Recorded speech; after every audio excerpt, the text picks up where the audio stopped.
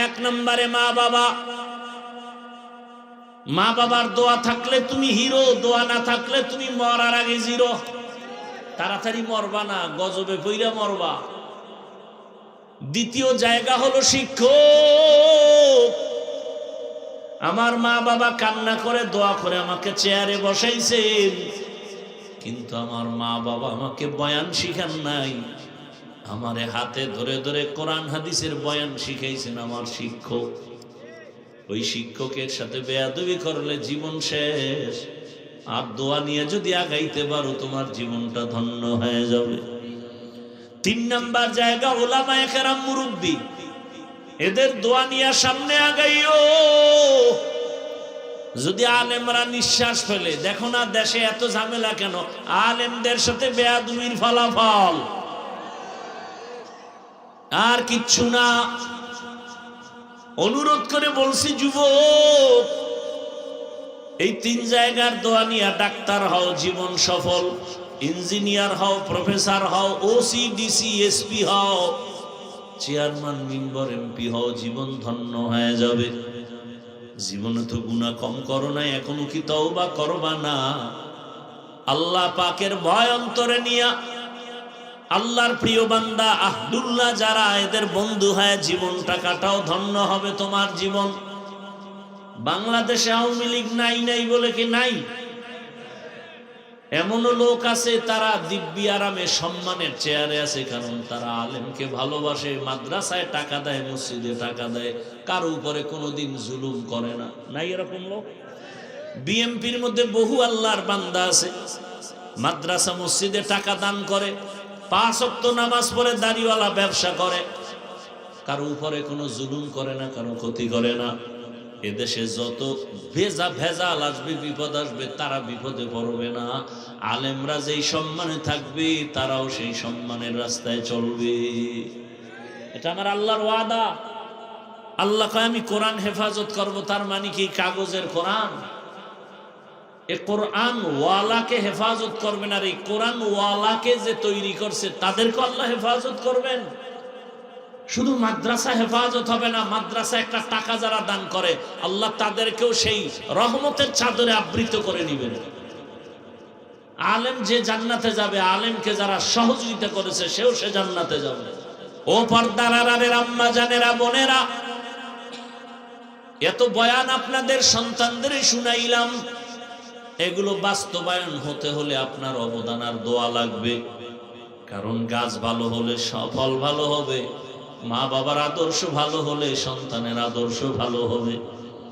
এরে আম্মা জানেরা, আপনার মতো কত মা এই এলাকায় আছে, পর্দা করে, নামাজ পড়ে, স্বামীর মাল হেফাজত করে, মোবাইলে সময় নষ্ট করে না। ভিন্ন মা বোনদের বলি, আপনারা কেন মার্কেটে মার্কেটে ঘুরে ঘুরে গুনার বোঝা ভারী করতেছেন রে মা? আপনারা তো কেউ নবী না, তবে আপনারাই তো নবীদের মায়ের মতোই মা, আপনারাই তো হাফেজে কোরআনের মায়ের মতো মা। ও আমার কলিজার যুবক বাবারা, তোমার মতো যুবক স্কুলে পড়ে, কলেজে পড়ে, 5 ওয়াক্ত নামাজি কি নাই? তোমার কপাল ওই 3 জায়গার কোনো এক জায়গার বদদোয়া লাগছে না হয়, তুমি পারো না কেন? তোমার মতো যুবক জেনারেল লাইনে পড়িয়া র্যাব, আর্মি, পুলিশ, বিডিআরের চাকরি করে, নামাজি, তুমি পারো না কেন? ঢাকা কলেজে ছেলেরা ক্লাস করে, মাথায় পাগড়ি, বড় দাড়ি, বড় জামা, তুমি পারো না কেন? তোমার কপালে কার জানি বদদোয়া লেগেই গেল নাকি? এখনো আমি পায়ে হাত রেখে বলবো, তওবা করে নাও। মোবাইলটাকে হাত থেকে ছেড়ে দাও 10 বছরের জন্য। এরপরে তুমি আলেমদের সোহবত নিয়ে, মা বাবার দোয়া নিয়ে, শিক্ষকের দোয়া নিয়ে লেখাপড়া করে দাঁড়াও। গোটা দুনিয়ার মানুষ তোমাকে মাথায় নিয়ে সম্মান করবে। চরিত্র সুন্দর রাখো, দাঁড়িয়ে যাও আবার নতুন করে। গোটা দুনিয়াটাই তো তুমি নেতৃত্ব দিবা, তোমরাই তো জাতির ভবিষ্যৎ, তোমরাই গোটা দুনিয়াটাকে কন্ট্রোল করবা। তবে আদর্শ নিয়ে আগাও, এখনো সময় আছে। মা বাবার দোয়া নাও, বেয়াদবি হয়ে থাকলে গোপনে ক্ষমা নাও, আর আমার মালিকের কাছে তওবা করো, আর বলো, হে আল্লাহ, আর দাড়ি কাটবো না, নামাজ ছাড়বো না, বেপরদায় চলবো না। আর মোবাইলে গুনাহ করব না, মা বাবার সাথে বেয়াদবি করব না, শিক্ষকের দোয়া নিয়া, উলামায়ে কেরামের দোয়া নিয়া নবীজির সুন্নত অনুযায়ী জীবনটা চালাবো। যদি ঘরে ঘরে আলেম তৈরি হয় আর একতাবদ্ধতা না থাকে, 50 বছরে দেশে আর আলেম মাথা উঁচু করতে পারবে না। এগুলো লিখে রাখেন। 50 বছরে দেশে আলেম মাথা উঁচু করতে পারবে না আলেমের কারণে। ঘরে ঘরে আলেম, কিন্তু ভেতরে যদি মিল মোহাব্বত না থাকে, 50 বছরে এদেশে আলেম মাথা উঁচু করতে পারবে না। লিখে রাখেন। আর ঘরে লাগবে না, থানায় থানায় যে আলেম আছে, জেলায় জেলায় যে আলেম আছে, হাতে হাত রাখবে, কাফনের কাপড় মাথায় নিয়ে এক প্ল্যাটফর্মে আসবে যে আমাদের কথা এক, কাজ এক, আওয়াজ এক। গোটা দেশ আলেমদের দিকে ঘুরে যাবে। তবে কঠিন ষড়যন্ত্র, উম্মতের পেছনে বহু টাকা ব্যয় করা হচ্ছে যেন আলেমরা এক হতে না পারে। এতে যারে যেভাবে দিয়ে ঠান্ডা রাখা যায়। কোন আলেমরে কত টাকা দিয়ে কিনতে হবে যাতে করে আলেম আলেমের বিরোধিতা করে, এক না হয়। নাস্তিকদের, বেঈমানদের, বাতিলদের একটা মূল theme divided and rule policy. দলে দলে ভাগ করে দাও। মুসলমান শুধু দুর্বল এই দিকটা থেকে। আমরা এক না, একতাবদ্ধতা নাই। আর এই এক না হওয়ার পেছনে দুইটা দুর্বলতা, হাসাদ আর কিবির। এই দুই জিনিস, হাসাদ আর কিবির। আল্লাহ হেদায়েত দান করুন। তারপরও যতটুকু আপনারা দেখতেছেন এটাও কল্পনার বাইরে। আলহামদুলিল্লাহ। মনে করেন জমিনে চাষাবাদ করে মানুষ, বা আপনারাও বাহিরে দাঁড়ানো, হঠাৎ বৃষ্টি শুরু হয়ে গেছে। প্রচন্ড বেগে যদি বৃষ্টি হয়, আপনারা কি দাঁড়ায় থাকবেন না কোনো একটা জায়গায় আশ্রয় নেবেন? আমার বাংলা বুঝেন তো? আচ্ছা, এখন একজনে কয় আমি যে আশ্রয় নিব কোন একটা ঘরে। কোথায় ভাই? কথা বলতে হবে। কোন একটা ঘরে আপনি, বৃষ্টি নামতেছে, বৃষ্টির থেকে হেফাজতের জন্য কোন একটা ঘরে আশ্রয় নেবেন। এখন একজনে কয় আমি ঢুকবো এক ঘরে, এতগুলো ঘর কেন? তাহলে সে জীবনে বৃষ্টির থেকে আশ্রয় পাবে? তাহলে বুদ্ধিমানের কাজ কি? কাকে দৌড় দে, দৌড় দিয়ে যে কোনো একটা ঘরে ঢোক। ঢোকার পরে যদি দেখো যে সেই ঘরের ছিদ্র দিয়ে পানি ভরে, এবার ওখানে বসে গবেষণা কর, ভালো ঘর কই, ওখানে যাও। তাহলে প্রত্যেক মুমিন মুসলমান এই কথায় একমত হওয়া যে উলামায়ে কেরামের দিকে আমাদের দৌড় দিতে হবে। চতুর্মুখী বাতিল, হিংস্র আক্রমণ কখন ধরে ফেলবে, কখন গুলিবিদ্ধ হবে। শুনলাম আজকে উলামায়ে কেরামদের কার উপরে নাকি হামলা হয়েছে, বোমা হামলা শুনলাম। জানি না সত্য মিথ্যা, আমি তো ফেসবুক চালাই না। তো এভাবে সব উম্মত এক কথা যে আমি আলেমদের দিকে দৌড়াবো। এখন আইসা যদি দেখে আসলে এই আলেম ব্যক্তিটা পিওর না, তখন তুমি ওখানে বসে সিদ্ধান্ত নিতে থাকবে, দেখতে থাকবে কোন আলেম পিওর, সেখানে যাবে। এত দল কেন, এত হুজুর কেন, এই কথা বললে তো বাথরুমে বসে থাকা যাবে না।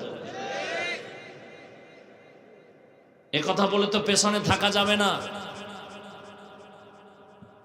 তো পরিণাম ফলে সবাই মার খাতে হবে, সবার বিপদ আসবে। আল্লাহ হেদায়েত দান করুন। গীবত, শিকায়াত যতদিন বন্ধ না হবে ততদিন মোহাব্বতের মজবুতি আসবে না। দুষ্ট লোকের মিষ্টি কথা ঘনিয়ে বসে কাছে, কথা দিয়ে কথা নেই, প্রাণে মারে শেষে। আল্লাহ হেদায়েত দান করুন। আমার ভুল হলে আমাকে একা বললে হয় না, সাধারণ মানুষের কাছে বললে কি হবে? দিন শেষে ইসলামের ক্ষতি হবে, আমার ক্ষতি হবে, বদনামটা ইসলামের উপরে আসবে। কি ভাই, ইমাম সাহেবের ভুল হতে পারে না? পারে না। ধরেন, এই মিয়া মোবাইল বন্ধ করো। মাগরিবের নামাজ ফরজ কত রাকাত আপনাদের জানা থাকলে বলেন তো, বেয়াদবি ক্ষমা চাই। 3 রাকাত।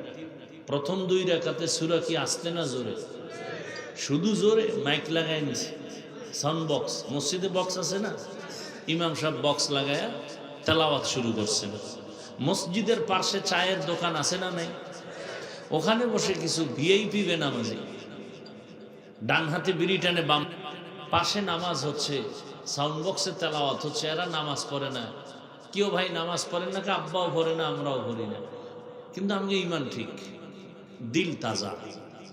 তো এরা চা টানে আর বিড়ি টানে, হঠাৎ আল্লাহর কি কুদরত, আলহামদু সূরার মধ্যে ইমামের ভুল হয়ে গেছে, আর সে ভুলটা মাইকের আওয়াজ এসে চায়ের দোকানে ঢুকছে। তো একটা কাপ ফালায় কয়, টের পাইছস নি কি? ইমাম সাহেব তো কাম ঘটায় দিছে। কি বলে? আলহামদুর ভিতরে ভুল। আর একটা লোকমা দে, কি দাও? চায়ের কাপ ফালায়া পাশে জানালা দিয়ে বাইরে দাঁড়ায়, ইমাম সাহেব কামটা ঠিক হয় না, ঠিক করেন। কি দিছে? লোকমা দিছে। আসলে কি লোকমা এটা না বেয়াদবি? হ্যাঁ, ভালো করে বুঝার চেষ্টা করেন। লোকমার নামে এটা চূড়ান্ত গাদ্দারি আর বেয়াদবি, এটা লোকমা নয়। এই লোকমা দেওয়াও জায়েজ নেই, ইমামের নেওয়াও জায়েজ নেই। এখন লোকমা ভুল হলে তো লোকমা দিতে হবে, সিস্টেম আছে না, নিয়ম আছে না? কি নিয়ম? লোকমাকে দিবে, বলেন না কেন? তো পেছনে 500 মুসল্লি জোরে একটা চিৎকার দিবে লোকমা। যদি এরকম সবাই মিলে 500 মুসল্লি একটা চিৎকার দেয়, তাকায় দেখবে ইমাম নাই, জায়গা ধুইয়া পড়ছে, স্টক করছে, এগো চিৎকারে হবে? নিয়ম আছে। কি নিয়ম? বলে ইমাম সাহেবের পেছনে একজন যোগ্য ব্যক্তি দাঁড়াবে, এলাকার বড় সুদখোর। এ যোগ্য না? সুদখোরকে যোগ্য না হলে তো মসজিদের সভাপতি হয় কিভাবে, সেক্রেটারি হয় কিভাবে? সুদখোর, ঘুষখোর, গাঞ্জাখোর, ধর্ষক, খুনি, এরাই তো যোগ্য। না হয় পৃথিবীর শ্রেষ্ঠ জায়গা আল্লাহর ঘর, সেই জায়গার জিম্মাদারি একটা বেনামাজি হাতে নেয় কিভাবে? এখন সে লোকমা দিবে, সম্ভব? একজন আলেম পেছনে দাঁড়াবেন, ইমাম সাহেব তেলাওয়াত করতেছেন কোরআনের ভেতর থেকে, যদি অর্থের গরমিল হয়ে যায় জের জবরে, এটা বুঝার মতো মেধা থাকবে ওই পিছনের ব্যক্তির, এবং সে তখন লোকমা দিবে, এবং তার লোকমা ইমাম গ্রহণ করবে। এদেশে ওলামায়ে কেরাম ভুল হতেই পারে। লোকমা দেওয়ার মতো কি বড় আলেম ওলামা নাই? আপনি কেন ফেসবুকে আলেমদের বিরুদ্ধে কলম ধরলেন আর বলেন এ বিষয়টা ঠিক হয় নাই? আমি বলবো আপনি পৃথিবীর নিকৃষ্টতম বেয়াদব। আলেমের ভুল যারা ওপেন পাবলিকের সামনে সমালোচনার ঝড় তুলে আলেমের ইজ্জতের উপর আক্রমণ করে, এরা বেয়াদব।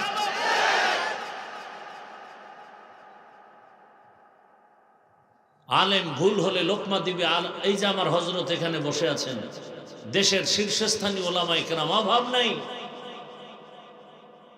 যাদের ছাত্রর যোগ্য আমি হাফিজুর রহমান না, আমার বিষয় কোনো কিছু দেখলেই লোকমা দিবেন। বাবা এদিকে আস,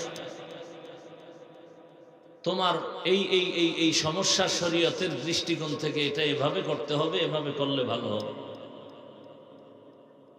তার লোকমা আমি নিব। এটা মাইকে বলার কিছু নাই। মাইকে যদি কেউ আলেমদের দিকে ইঙ্গিত করে কিছু বলে, এর দ্বারা দিন শেষে ইসলামের উপরে আক্রমণ আসে, বদনাম আসে। এতটুকু কন্ট্রোল যে আলেম করতে পারে না, সে মাইকের সামনে আসা উচিত না। আল্লাহ আমাকেও হেদায়েত দান করুন, আল্লাহ আপনাদেরকেও হেদায়েত দান করুন। বাংলাদেশে একে অপরের বিরোধিতা করে জাতির থেকে কেউ আলাদা করতে পারে না। বহস হয় বাংলাদেশে, বহস। বেদাতি সাথে বহস, আহলে হাদিসের বহস, এই বহসের দ্বারা আজও পর্যন্ত বাতেল সে আরো গরম, হকপন্থী সে আরো গরম। বাতেল হে বলে আমি জীবনে আমারে কেউ ঠকাইতেই পারেন, পরাজিত করতে পারেন। এই জন্য এই প্ল্যাটফর্ম বাদ দিয়া সুন্দর আচরণ দিয়া মানুষকে যেভাবে কাছে আনা যায়, গরম কথা দিয়ে কাছে আনা যায় না। এজন্যই তো আল্লাহ রসুলকে আল্লাহ বলছেন, লাউ কুনতা ফাজ্জান গালিজাল কলবি লানফাদ্দু মিন হাওলিক।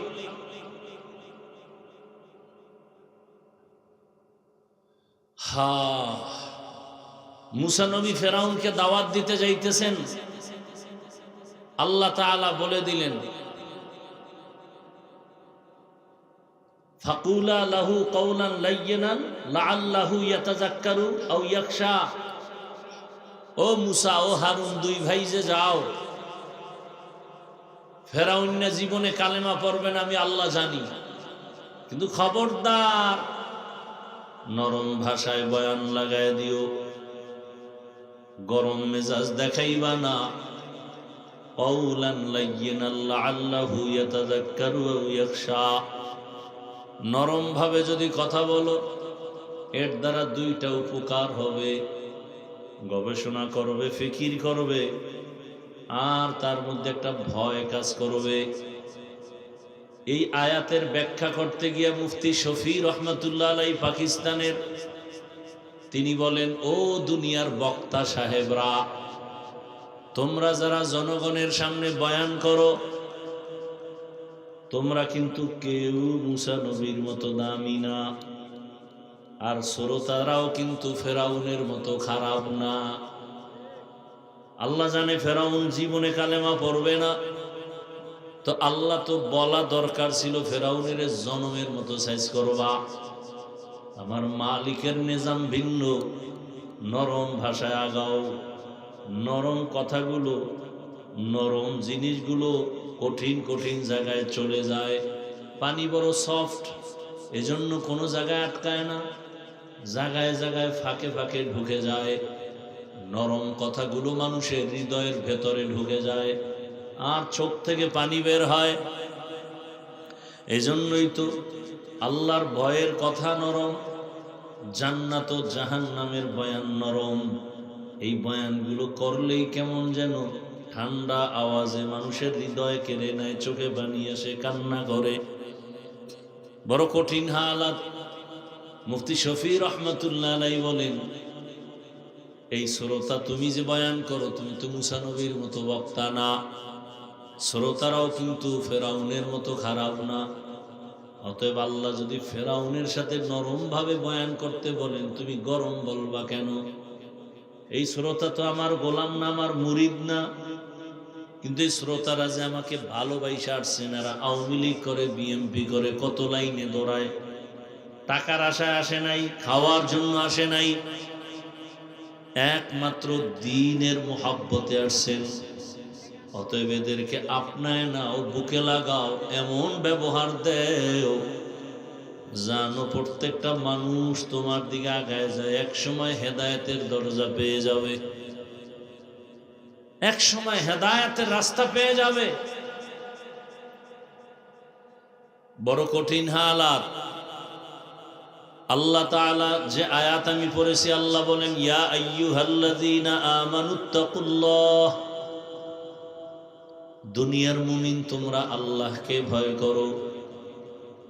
আমি হাফিজুর রহমান আপনাদের সন্তানের মতো, কারো ভাইয়ের মতো বুঝাবার জন্য বলি, এই ছোট বয়সে তুফান তো কম যায় নাই জীবনটার উপরে, আল্লাহ টিকায় রাখছেন এখনো আপনাদের দোয়া, মা বাবার দোয়া, উলামায়ে কেরামের নেক নজর। আমার জীবনের কোনো ইলম আমল কিচ্ছু নাই, তবে একটা পুঁজি আমার আছে, আমি বেয়াদবি করি না, আদব নিয়ে চলার চেষ্টা করি। আমি যদি কোনো মুরব্বির সাথে একসাথে হাঁটি, দিনের বেলা বা রাতের বেলা হোক, যখন দেখি মুরব্বির ছায়া পড়ছে শরীরে, ওই ছায়ার মধ্যেও যেন আমার পাও না লাগে এতটুকু খেয়াল করে হাঁটি। আমি ঘড়ি হাতে দেই না, যতটুকু বয়ানের টাইম দেখার জন্য তো ডান হাতে দিছি। ছাত্র জীবনে আমার ওস্তাদ বলছে বাম হাতে ঘড়ি দিবি না, যদি দাও। ঘড়ি দেওয়া সুন্নত না, মুস্তাহাব না। ইতিহাসে বলে বাদশাহ হারুন রশিদের যুগে ঘড়ির আবিষ্কার হয়েছে। এতটুকু আদব রক্ষা করে চলার চেষ্টা করি। আল্লাহ পর্যন্ত টিকায় রাখছেন, তো সম্মানের সাথে আলহামদুলিল্লাহ। দোয়া করবেন যেন ইখলাস নিয়ে চলতে পারি। ইখলাসের গাড়িতে কোনো তেল লাগে না, চলতেই থাকবে, চলতেই থাকবে, জান্নাত পর্যন্ত চলবে। হ্যাঁ, আল্লাহ তাআলা বলেন আমি আল্লাহকে ভয় করো, তাকওয়া অর্জন করো, আকুনু মা'আস সাদিকিন। জমিনে কিছু আল্লাহর প্রিয় বান্দা আছে, তাদের বন্ধু হইয়া থাকো। রহমতের নবী বলেন মান তাশাব্বাহা বিকওমিন ফাহুয়া মিনহুম। যে ব্যক্তি যার সাথে বা যেই দলের সাথে সম্পর্ক রাখবে, ভালোবাসা রাখবে, কিয়ামতের দিন তাদের সাথে উঠবে। আপনার আমার উঠা বসা, চলাফেরা, ভালোবাসা যদি আব্রাহাম লিঙ্কনের আদর্শের সাথে থাকে, তাহলে হাসরের ময়দানে তার সাথে উঠতে হবে।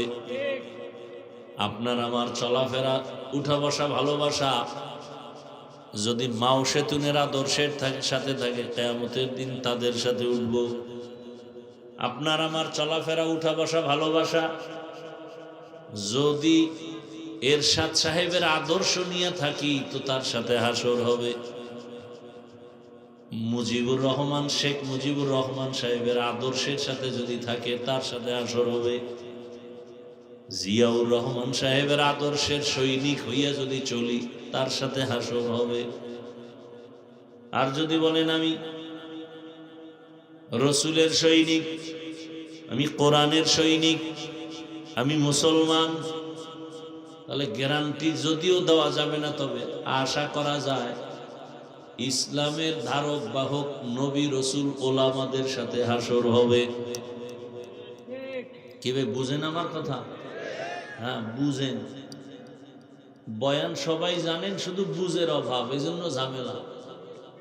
বুঝ ঠিক নেই, এজন্য এক আল্লাহর গোলাম হইয়াও নীতি আদর্শ এক নেই। আমার দাড়ি আছে, আপনার দাড়ি নেই, অথচ আপনিও মুসলমান, আমিও মুসলমান।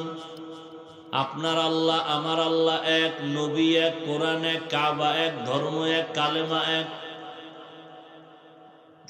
বিদায় বেলা কাফনের সংখ্যা এক, আপনার আমার 3 কাফন, মা বোনের 5 কাফন, কালারও এক নাকি আলাদা?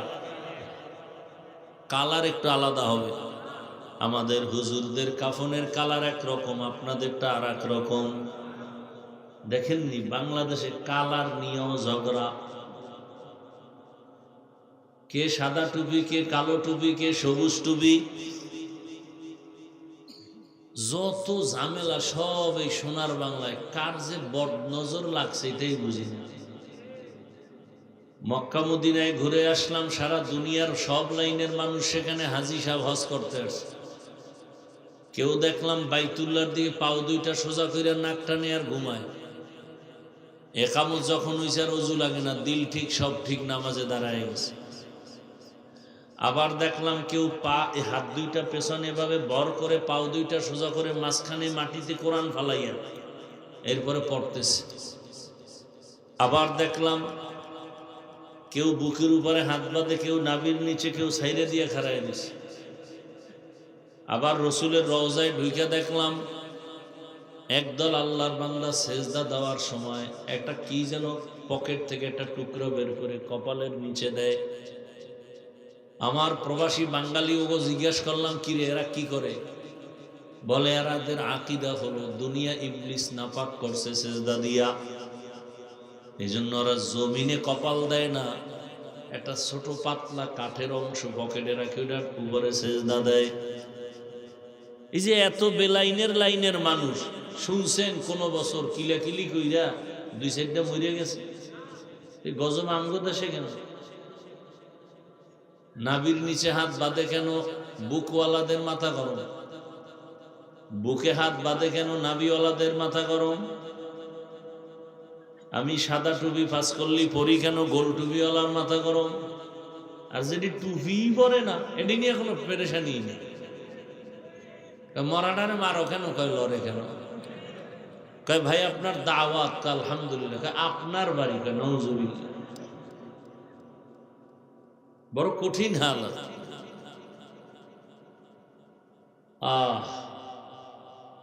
আমি হাফিজুর রহমানের দ্বারা যদি শরীয়তের কোনো লঙ্ঘন কিছু হয় তাহলে আমাকে বাধা দেওয়া আপনার জন্য ওয়াজিব। আর যদি দেখেন হাফিজের দ্বারা শরীয়ত লঙ্ঘন হয় না তাহলে আমার বিরুদ্ধে আপনি পাবলিকের কাছে ডাইরেক্ট আর ইশারায় কিছু বলেন, কবিরা গুনাহ করবেন আপনি, কবিরা গুনাহ, কোনো সন্দেহ নাই।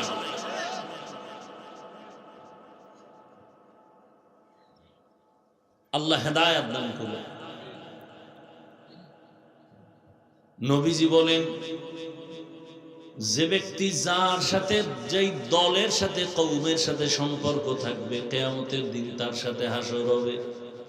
এটাকে আমরা বাংলা ভাষায় একটা কবিতার মতো, ছন্দের মতো বলে, যার সাথে যার মোহাব্বত, জানেননি এটা? তার সাথে তার কিয়ামত। এইবার আপনার উপরে কিন্তু স্বাধীনতা আছে, আমার দায়িত্ব খালি বুঝানো, আর কিছু না। এই যে এক আল্লাহর গোলাম, এক নবীর উম্মত, তাহলে সবার দাড়িও থাকবে এক লাইনে, টুপিও এক, হয়তো থাকলে সব টুপিওয়ালা, না থাকলে সব টুপি ছাড়া। অথচ আমি টুপি খুলতে চাই না, আর আপনি কেমন ভিআইপি মুসলমান যে টুপি দিতে চান না, আপনাকে আলাদা টুপির বয়ান দেওয়া লাগে। আমি দাড়ি কাটতে চাই না, আপনি রাখতে চান না। এই তোমাদের কি হেদায়েত হয়ে গেছে নাকি? না বিড়ি টানতে যাও, যাও বিড়ি টাইনে আবার আইও।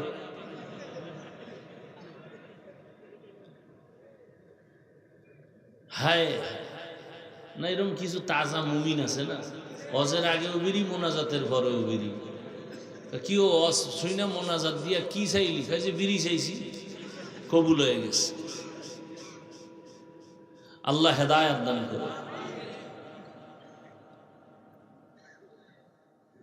এখন আপনার স্বাধীনতা, আমার বুঝ, টুপি দিলে সম্মান, আপনাদের বুঝ টুপি দিলে মাথা গরম। দেখছেন, বুঝটা যেদিন ঠিক হয়ে যাবে সেদিন কলেজের প্রফেসরও টুপি পরবে। বুঝ যেদিন ঠিক হয়ে যাবে তখন র্যাবের চাকরিওয়ালাও নামাজ ধরে ফেলবে।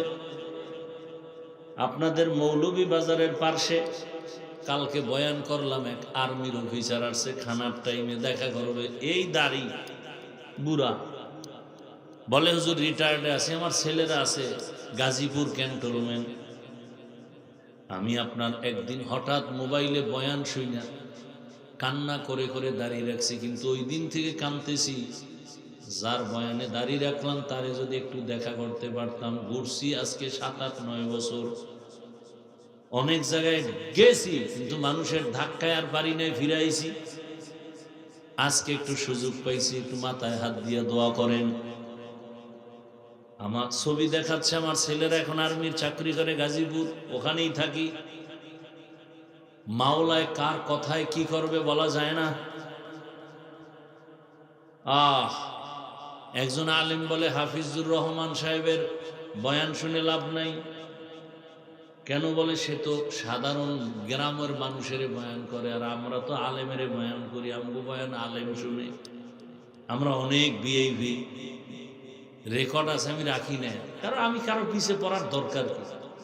আমি যদি আল্লাহকে রাজি করে চলি, আর কেউ যদি নেফাকি করে, আল্লাহ ওরে বেইজ্জতি করবে আজার কাল।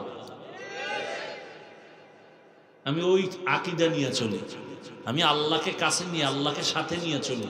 আমার পুঁজি একটা, ওয়াজ কইরা বাসায় যে যায় নামাজ রেডি করি, মালিক দায়িত্ব শেষ, হাজিরা দিতে আসছে, আমার কিছু নাই, তুমি সম্মান দিয়া কুয়াকাটা বঙ্গোপসাগর থেকে সিলেটের চেয়ারে বসাইছো, গুনার কারণে ফালায় দিও না।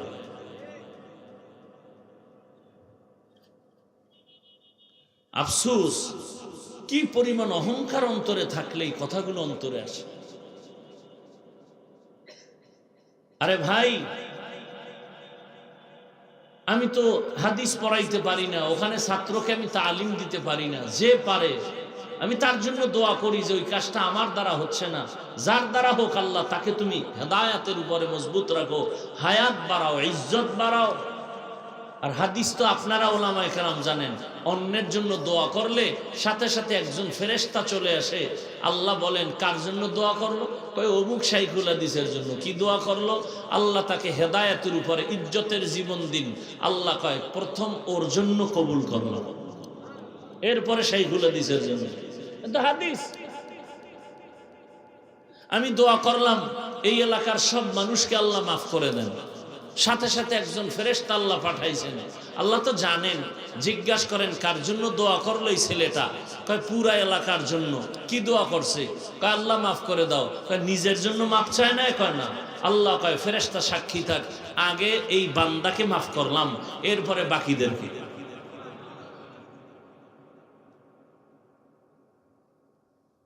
আমার দ্বারা কারো উপকার না হলেও যেন ক্ষতি না হয়, এটাই তো তাকওয়া। আমি কারো প্রশংসা করতে যদি নাও পারি, অন্তত আমার দ্বারা যেন বদনাম না হয়, এটাই তো তাকওয়া। আমার দ্বারা কারো উপকার না হলেও যেন ক্ষতি না হয়। খায়রুন নাস মান ইয়ানফাউন নাস। ভালো মানুষ তো এই ব্যক্তি যার দ্বারা অন্যের কোনো ক্ষতি হয় না, ইশারায় হোক, চোখের দ্বারা হোক, হাতের দ্বারা হোক। খায়রুন নাস মান ইয়ানফাউন নাস। ইলম তো দামি এক সম্পদ। রহমতের নবী তো রহমতের নবী, সেই রাসূল যদি দোয়া করেন আল্লাহুম্মা ইন্না নাসআলুকা ইলমান নাফিআ ওয়া নাউযু বিকা মিন ইলমিন লা ইয়ানফা। ওই ইলম তুমি দাও যে ইলমের দ্বারা আমার ফায়দা হবে, উম্মতের উপকার হবে। যে ইলম আমার উপকার হবে না, অন্যেরও হবে না, ইলম চাই না। আমার ইলম যদি আমাকে অহংকার মুক্ত করতে না পারে, আমি বলি ইলম ইলমে নাফে না। আমার ইলম যদি আমাকে বিনয়ী বানাতে না পারে, আমি মনে করি ওই ইলম আমার জন্য নাফে না।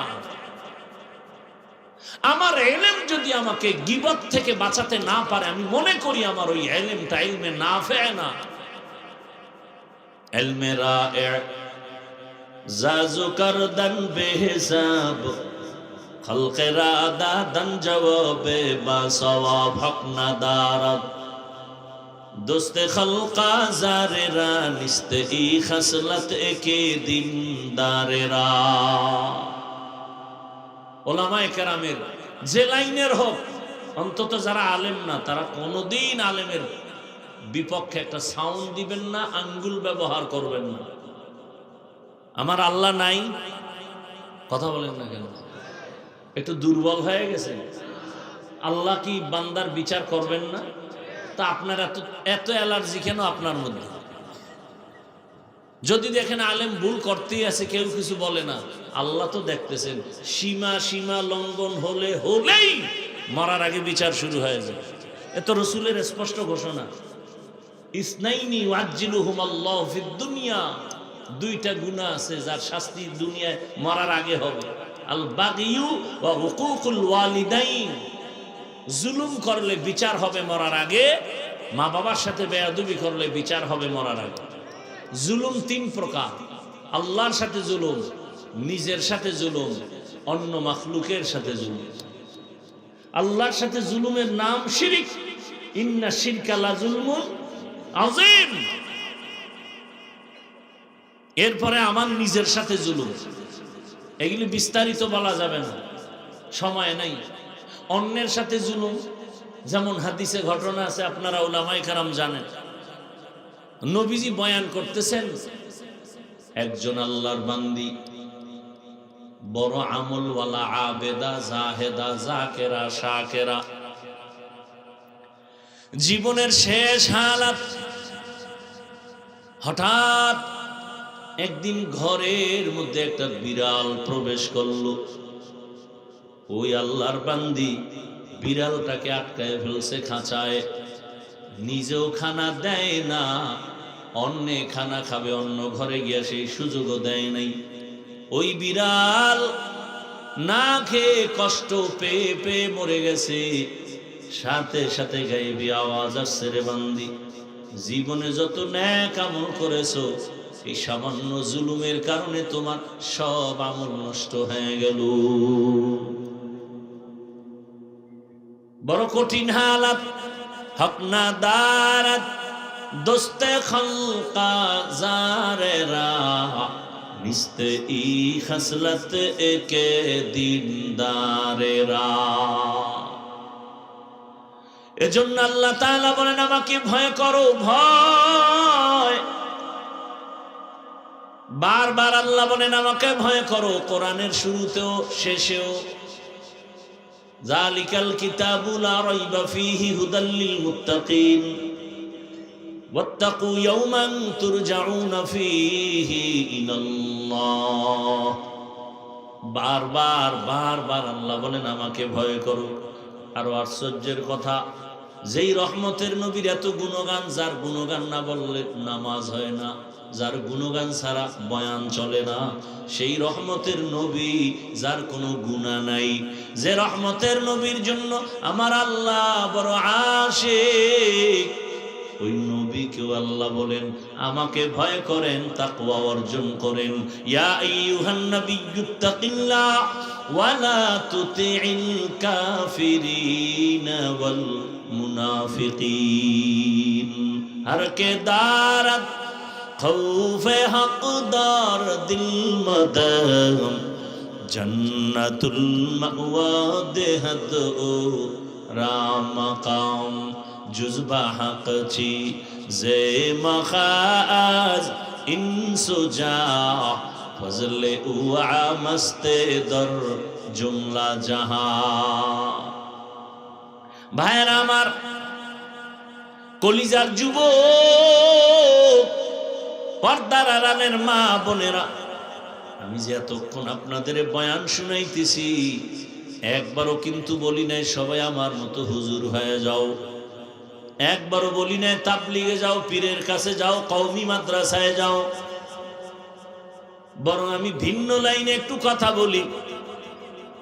আমি আপনাদের হুজুর বানাবার বয়ান করতে আসি নাই, মাওলানা মুফতি মুহাদ্দিস আর মাদ্রাসামুখী বানাবার জন্য বয়ান করতে আসি নাই।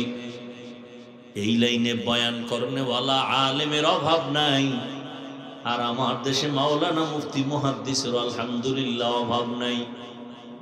আমার দেশে আদর্শ ডাক্তারের বড় অভাব, আদর্শবান ইঞ্জিনিয়ারের অভাব, আদর্শবান প্রফেসরের অভাব, আদর্শবান ওসি ডিসি এসপির বড় অভাব।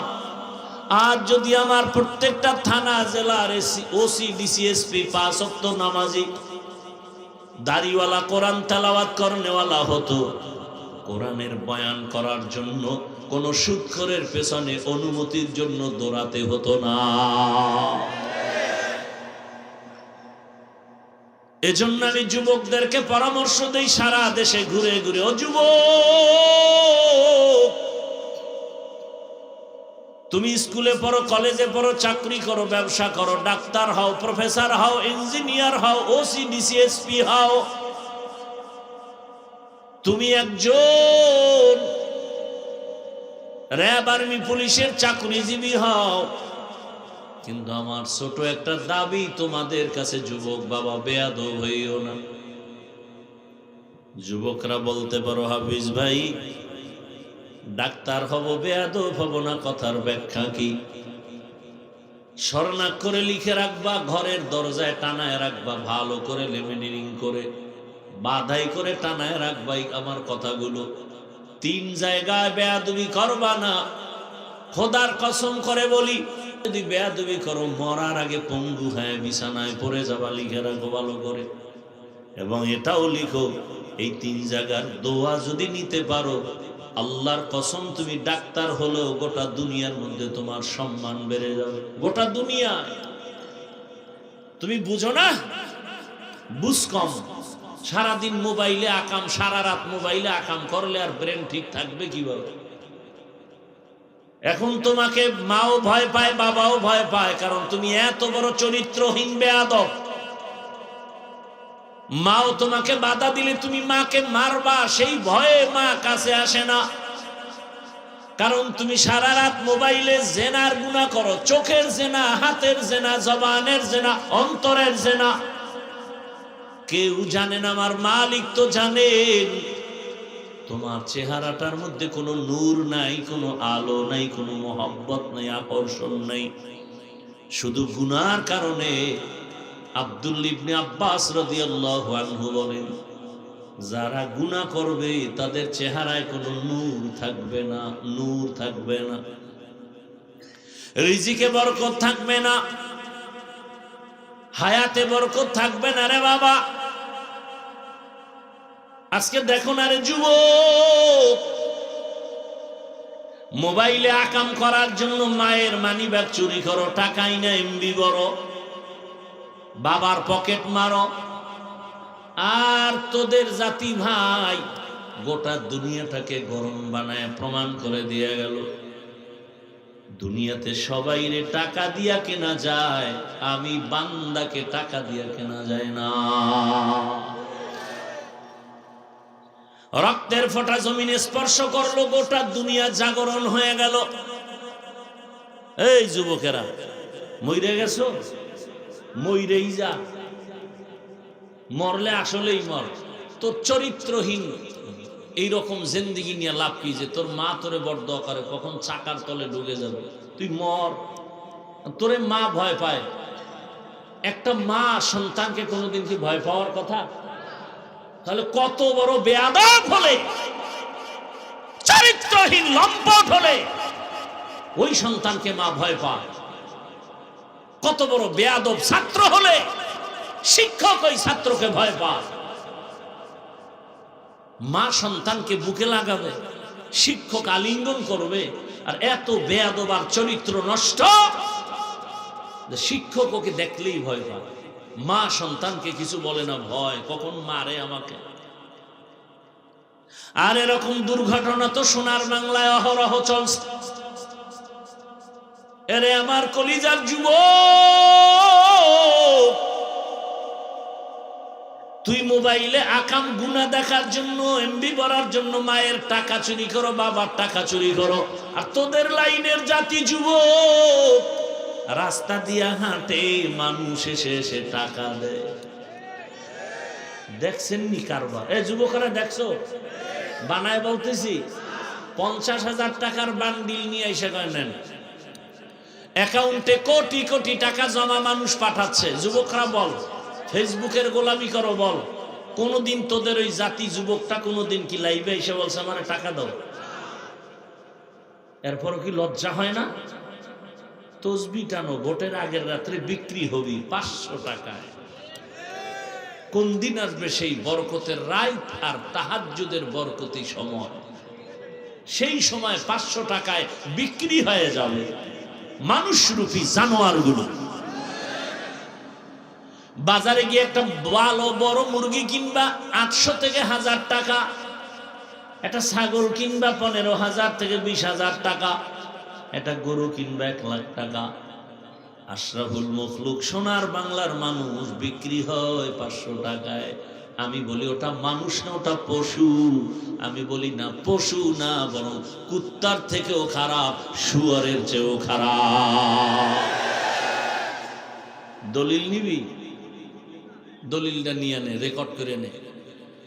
আল্লাহ বলেন সূরা আরাফ 9 পারা, ওয়ালাকাদ যারানা লি জাহান্নামা কাসীরাম মিনাল জিন্নি ওয়াল ইনস লাহুম কুলুবুন লা ইয়াফকাহুনা বিহা ওয়া লাহুম আ'য়ুনুন লা ইউবসিরুনা বিহা ওয়া লাহুম আযানুন লা ইয়াসমাউনা বিহা উলাইকা কাল আনআমি বাল হুম আদাল উলাইকা হুমুল গাফিলুন।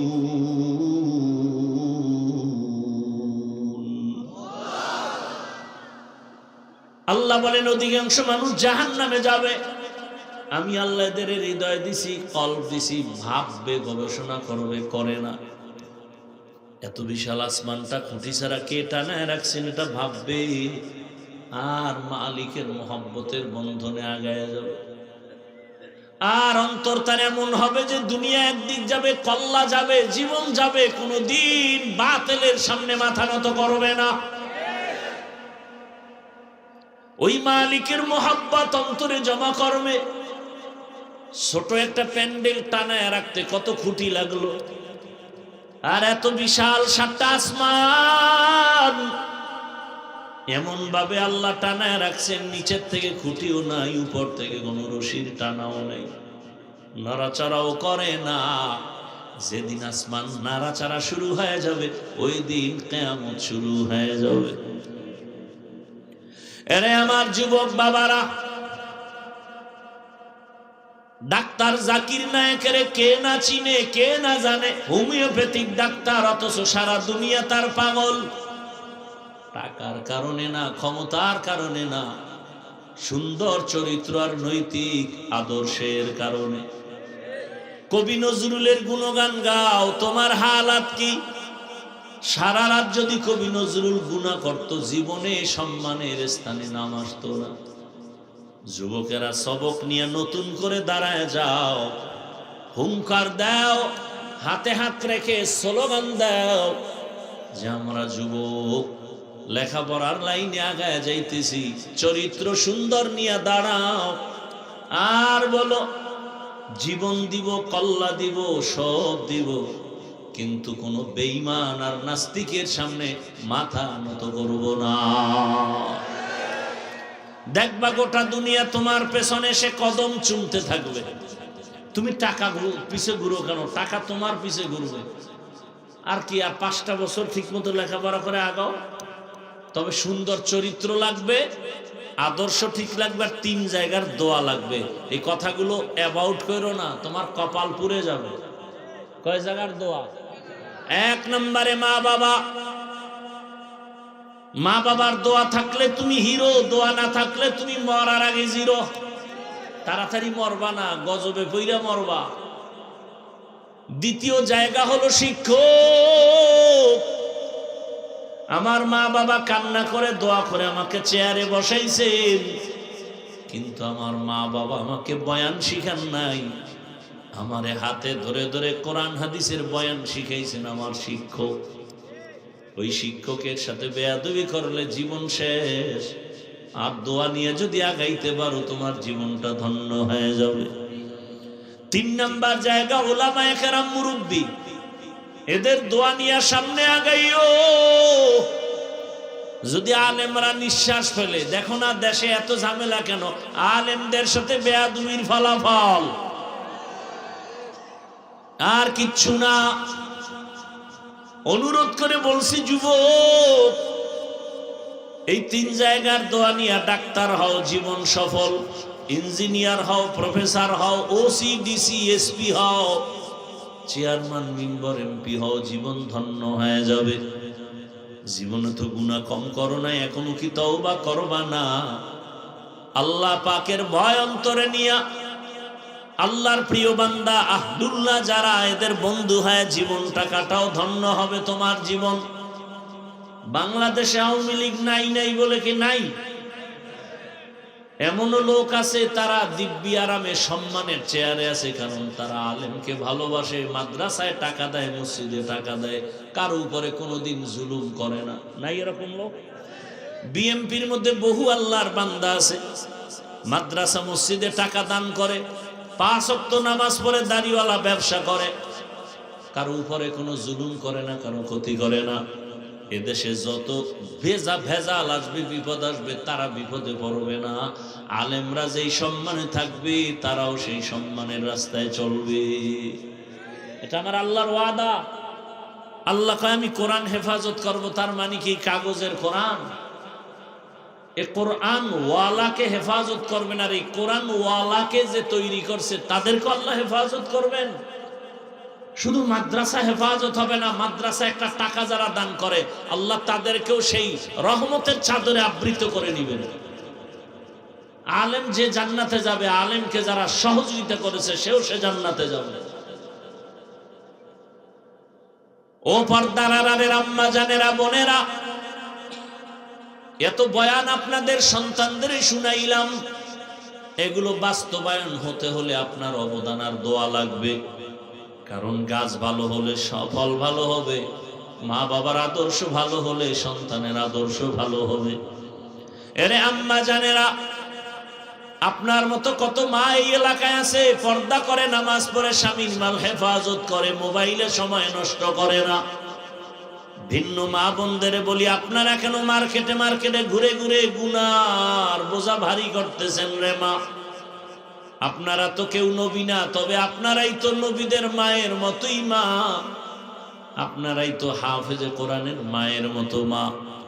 ও আমার কলিজার যুবক বাবারা, তোমার মতো যুবক স্কুলে পড়ে, কলেজে পড়ে, 5 ওয়াক্ত নামাজি কি নাই? তোমার কপাল ওই 3 জায়গার কোন এক জায়গার বরদোয়া লাগছে, না হয় তুমি পারো না কেন? তোমার মতো যুবক জেনারেল লাইনে পড়িয়া র্যাব, আর্মি, পুলিশ, বিডিআরের চাকরি করে, নামাজি, তুমি পারো না কেন? ঢাকা কলেজে ছেলেরা ক্লাস করে, মাথায় পাগড়ি, বড় দাড়ি, বড় জামা, তুমি পারো না কেন? তোমার কপালে কার জানি বরদোয়া লেগেই গেল নাকি? এখনো আমি পায়ে হাত রেখে বলবো, তওবা করে নাও, মোবাইলটাকে হাত থেকে ছেড়ে দাও 10 বছরের জন্য।